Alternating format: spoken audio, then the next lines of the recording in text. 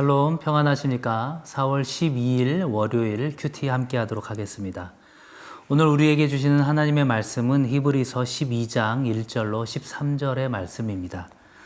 우리가 잘 알고 있는 유명한 말씀이죠. 처음에 시작하는 것이 바로 구름같이 둘러싼 허다한 증인들이 있다라고 시작하고 있습니다.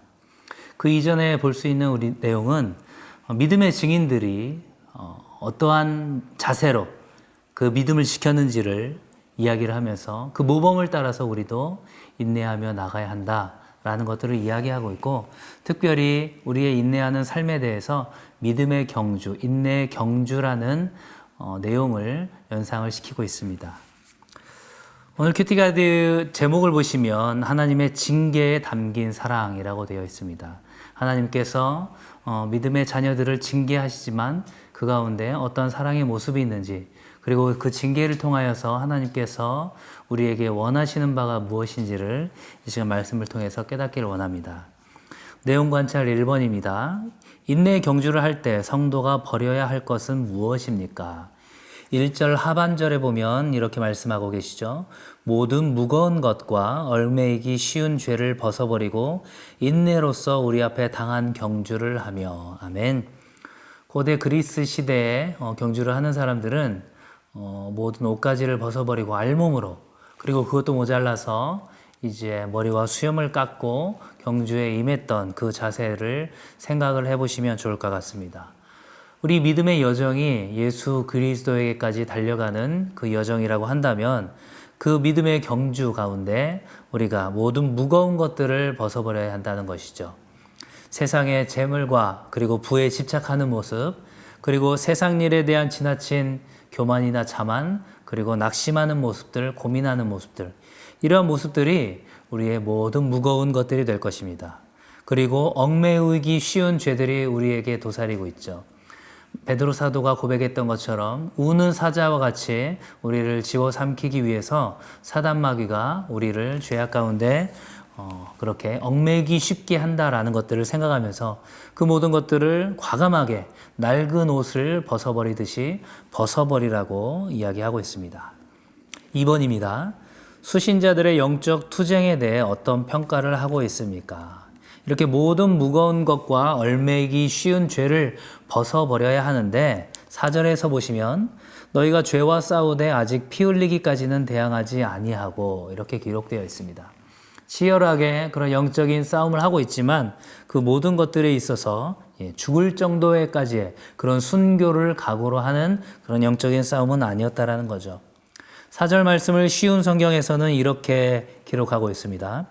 여러분은 죄에 맞서 싸우고 있지만 아직 죽을 정도까지 싸워보지는 않았습니다.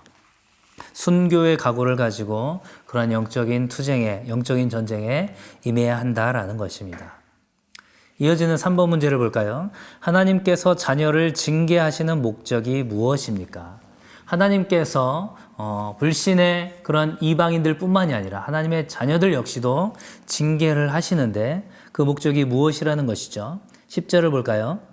그들은 잠시 자기의 뜻대로 우리를 징계하였거니와 오직 하나님은 우리의 유익을 위하여 그의 거룩하심에 참여하게 하시느니라. 아멘. 하나님은 우리의 유익을 위하여 그의 거룩하심에 참여하게 하신다라고 이야기하고 있습니다. 쉬운 성경에서는 그분의 거룩하심을 담게 하기 위해서 그런 벌을 주신다라고 이야기하고 있습니다. 여기서 말하는 벌이 어떤 단순한 체벌의 의미가 아니라 훈련의 의미가 더 강하다고 할 수 있습니다. 이 훈련은 무엇이 목적입니까? 그 훈련을 통하여서 더욱더 성장하길 원하시는 거죠. 그 성장에 대한 내용이 바로 4번 문제로 이어지고 있습니다. 연구와 묵상의 4번 문제인데요. 하나님의 징계가 성도의 삶에서 어떠한 영향을 나타내는지 묵상해 봅시다. 우리가 11절 말씀을 한번 읽어볼까요? 무릇 징계가 당시에는 즐거워 보이지 않고 슬퍼 보이나 후에 그로 말미암아 연단받은 자들은 의와 평강의 열매를 맺느니라. 징계가 당시에는 즐거워 보이지 않는다라는 것입니다. 운동선수들이 정말로 가혹할이 많지 뼈를 깎는 고통을 가지고 훈련을 임하는 것들을 생각해 보시면 그것 자체가 즐거워 보이지 않지만 그것들로 인하여서 엄청난 또 결과를 얻게 되는 것들을 볼 수 있습니다. 하나님께서는 여기서 의와 평강의 열매를 맺게 하신다고 히브리서 기자를 통하여서 이야기를 하고 있죠. 여기서 말하는 이 의라는 것이 하나님께서 우리를 의롭다 하여 주신 그런 칭의의 의미가 아니라고 큐티 책 110쪽 3번의 용어 해설에 설명이 되어 있습니다.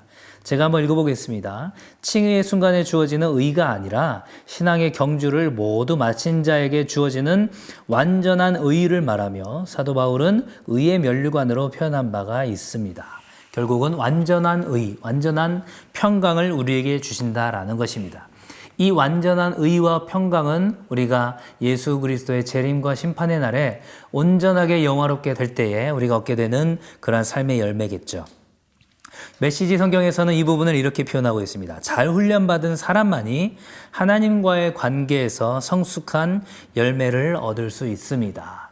하나님과의 관계에서 성숙한 열매를 얻게 하기 위하여서 하나님께서는 우리를 징계하시고 그러한 징계는 단순한 처벌이 아니라 우리를 훈련시키는 것이다 라는 것입니다. 하나님께서는 거룩하신 분이기 때문에 하나님과의 온전한 교제를 위해서는 우리가 거룩해져야만 하는 것이고 거룩하지 못한 우리의 모습을 하나님께서 훈련시키는 것은 너무나도 당연한 것이다 라고 생각을 할 수 있을 것입니다. 마지막 적용 부분을 한번 살펴볼까요? 5번입니다. 나는 고난과 아픔이 지속되는 삶으로 인해 하나님을 원망한 적이 있습니까? 신앙을 회복하는 데 어떤 점들이 도움이 되었는지 생각을 해봅시다. 두 가지 관점으로 생각을 해볼 수가 있겠죠. 여전히 고난과 아픔 가운데 하나님을 원망하고 있는 성도분이 계실 수 있을 것이고 이것이 어떤 과거의 상태여서 신앙을 회복한 상황에서 그 모든 상황들을 다시금 회상해보는 그런 성도분들도 계실 것입니다. 그 두 관점을 가지고 한번 생각을 해볼까요?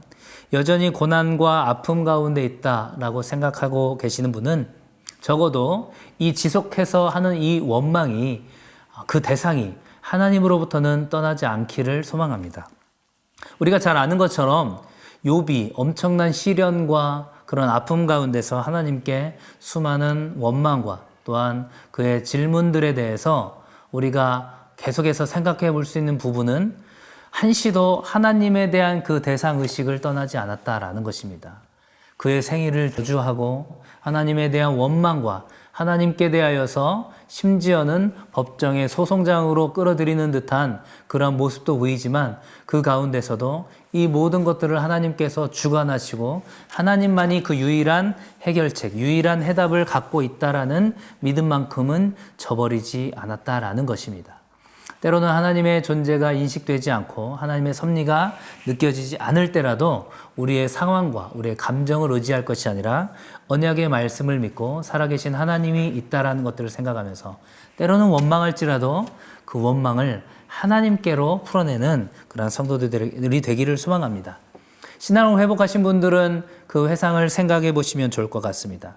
내가 집중하고 있었던 세상의 것들 때문에 내가 고난과 아픔이 있지는 않았는지, 하나님께서 나에게 영적인 그러한 경계하는 마음을 더욱더 주시기 위한 것은 아닌지, 내가 죄를 대할 때 정말로 죽을 정도로 그렇게 피 흘리기까지 순교의 마음으로 싸워갔었는지, 또한 다른 이들의 그런 회복된 모습을 통하여서 내가 회복되었었는지, 내가 예배와 공동체의 자리를 절대 떠나지 않았기 때문에 그래도 내가 회복할 수 있었다라고 생각할 수 있는지, 그리고 하나님의 그 존재를 여전히 내가 인식하고 있었다라는 것들, 이런 여러 가지 것들을 생각하면서 장차 앞으로 나에게 올 고난과 그런 아픔 가운데서도 하나님께서 주시는 그 힘과 능력을 가지고 다시 한번 회복을 할 수 있을 것이라는 그 믿음을 가지고 나갔으면 좋겠습니다. 아울러서 여전히 고난과 아픔 가운데 있는 성도들, 주위에 있는 믿음의 공동체들에게 본이 될 수 있는, 그들로 인하여서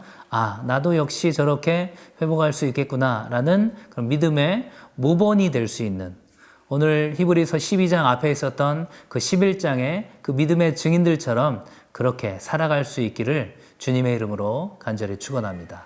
감사합니다.